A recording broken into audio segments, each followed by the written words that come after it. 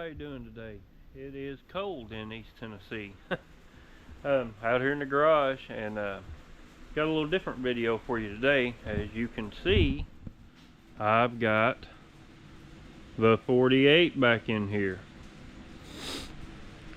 And as you can tell from the title, yep, time to let this one go. We're going to sell this car. At the end of the fall, we had the car out. I brought it home, drove it home, but backed it into its spot, and the starter went out. You know, stuff like that happens. It just went out, so I let it lie for a little while and took the starter off and went and had it rebuilt up the local alternator shop, starter shop. Had them rebuild it, brought it back. Figured we're going to let this one go to make room for some new projects. I really like this car. I hate to see it go, but somebody can get this and really take it to the next level, and we can get a new project in here to work on. So what's it doing in here? Well, we put the starter on it, and I just kind of went through and just checking over things, let it warm up. I did, however, have to put some new points. We had a faulty ground wire to the block, so we got the starter rebuilt. We put some new points. We put a new ballast resistor.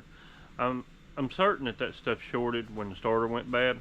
It spiked voltage the whole car, so of course it burnt the points, popped the ballast resistor. So went ahead and put a new ballast resistor on, a new set of points, re-gapped those, the rebuilt starter on it with a switch, and a new ground cable.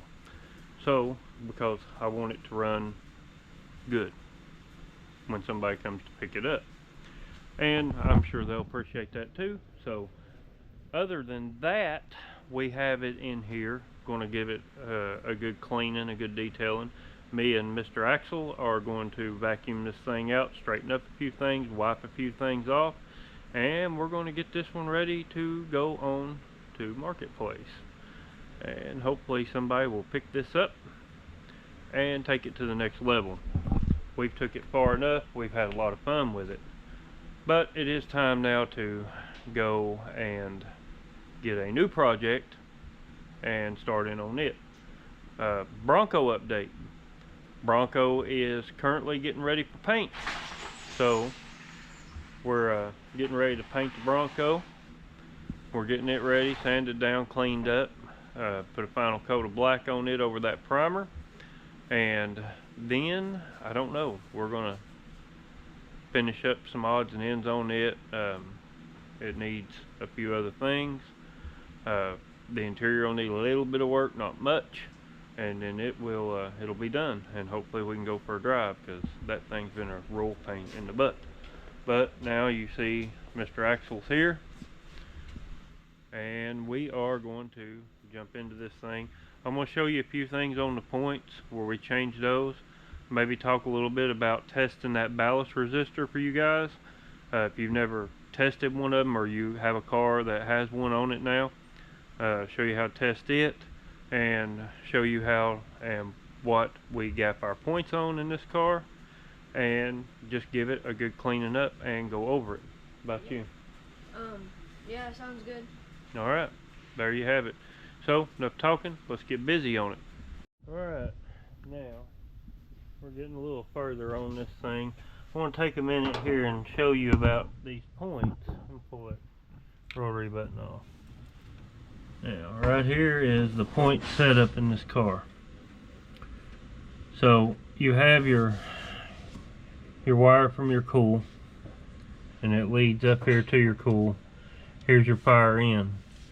That leads back up to the ballast resistor right there. And what this does is it takes the 12 volts that the car is now producing, drops it down to 6 volts, 7 volts, somewhere between 6 and 9. You'll hear things in those ranges between 6 and 9. When that goes bad, it'll just blow, full voltage to your points and burn them up. So, have a ballast resistor, the old one here, voltmeter. We'll get Mr. Axel here to hold the camera, and we will talk a little bit about this. So on these ballast resistors, this one is a Mopar 68 Charger. Maybe you would find these on there. And as you can see, right here's the front, power in, power out. In the back, when you turn them over, see this porcelain? There's a spring in here, and when these go bad, it will break that spring 9 times out of 10. So if you need to check this, multimeter, lowest setting on ohms. Make sure you're on ohms. Lowest setting on this particular meter is 200. And you go from one side to the next.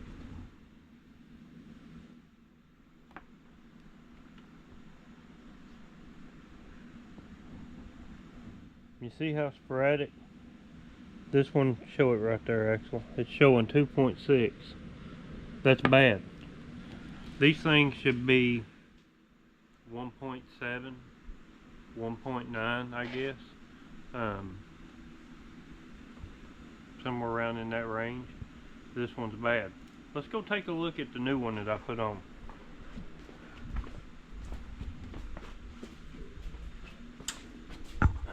So the new one here that's on the car, I'll unplug it.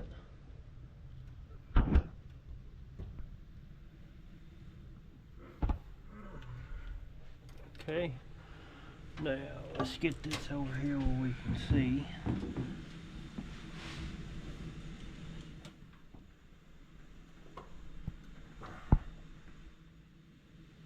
What are we at there? Let me reverse it. 0.9. 0.9. Right there. That one's good. Right there. You'll be anywhere below 1.7 and below is good on these things. Typically, if they're out of range, they're bypassing. Now, like I said, with that ballast resistor, you can look in the back, take your flathead screwdriver or something, and you can knock this out, this porcelain out of the back, and see that spring. And if it's broke, you know, a lot of times that's the culprit right here. If you're burning up points or you're not getting fire, go here. As far as that goes, I'll show you what the points look like after they were burnt in this car. Here's the old points right here. And you can see, if I can get the camera to focus in, you can see this discolorization in this. Look at that. And you can see these contact points on the back side right here, fried. So, that being said, we changed them. Now, you can look on your classic car and you can see, you know, what kind of setup you have. Now, like on this 235, I set these on 18 thousandths is what I set them on. Other than that, that's pretty much adjusted this point setup. I know a lot of people don't like them. I don't like them. I'd rather have HEI, but this system seems to be working fine for now, and it is original to the car, so we're going to leave it that way. I run it all summer that way. I don't suspect we would have had any issue with these points had it not been for the starter and the ground wire going bad. And what happened to that ground wire was corrosion. It had got up corrosion. I've had this problem in many cars. These cables will build corrosion inside the cable somewhere, whether it be hot or ground, and it will cause them not to do their job. So, you know, always, if you're having any kind of voltage issue, make sure you check your grounds, and make sure you check right there at the battery terminals, make sure they're tight, no corrosion there. And if you still persist to have a problem, a lot of times it can be traced right inside the wire. I mean, and it can give you fit running something like that down too. As you can see, we put our, I guess our new signature white wire loom on here. Cleaned up all that wire, getting this baby looking good. Axel's getting her ready inside, and he's getting that good and cleaned up. So this thing will, you know, it'll be ready to go today. We can throw it out there and hopefully it'll find itself a new home. This has been a cool project and a cool car to work on. I'm going to show you a little bit of the inside again to refresh. All original in here, except for the seats. Oh, and for those of you that have been watching my channel and you watch the series on this, and put a little flashlight on here, when we dyed these seats, look how good that they've held up. I mean, I am now a huge fan of dyeing seats. I've never had this dye come off on my clothes. The seats are as soft as they was prior to doing it. Now, I did have to vacuum it, you know, I vacuumed those seats many times, and they are now as soft as they was. It shows a little bit of wear, you know, where you exit and enter the vehicle, and you know how most people slide out of the seat.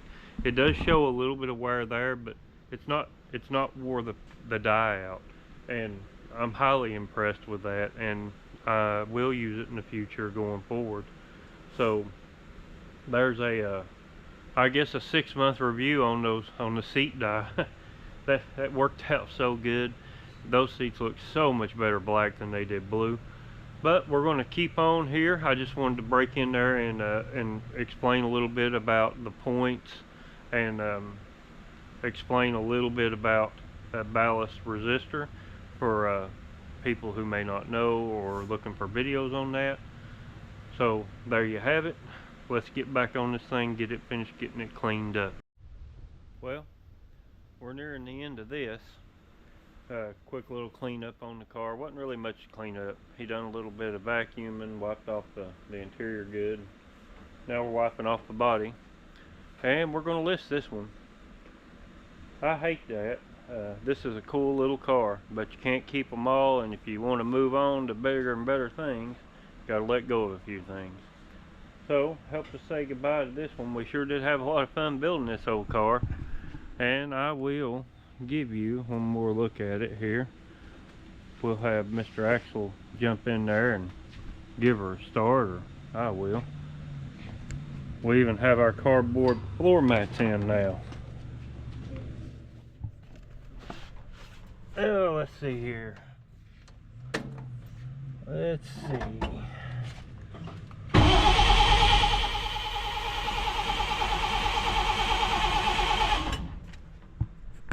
Probably help if I plug up the ballast resistor before I try to start it. Oh. There and there. Alright. You want to jump in there and bump her over there? Yeah. Let's see here what she'll do now.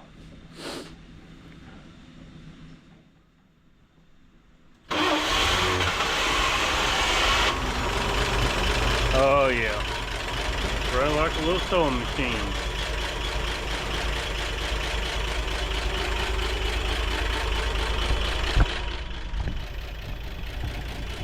And she looks good. Let's see here. Get you guys where you can see here, and I'll shut the hood on this thing. Keep my thumb out of the shot, maybe.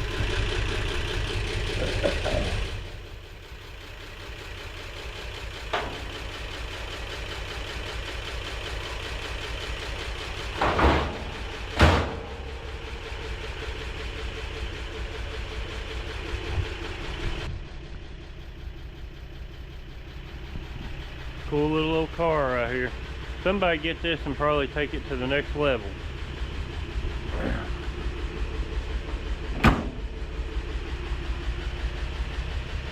Yeah. Sure had a lot of fun with this old girl. But it is what it is. You go ahead and shut her down. We might get one last drive in before she leaves, I don't know. But she sure is a good looking little old car. Been a lot of fun building this one. Yep. Well, I guess that'll do it for this video. We got some new things coming up in the future. You want to stay tuned for that. We've got car shows and stuff like that will be coming back around here pretty soon, and look for the conclusion on that Bronco build here pretty soon too, because it's getting mighty close. But you guys, you have a good weekend, and we will catch you later. Don't forget to hit that like, share, and subscribe button. Drop us a comment. Check out our Facebook. See you guys.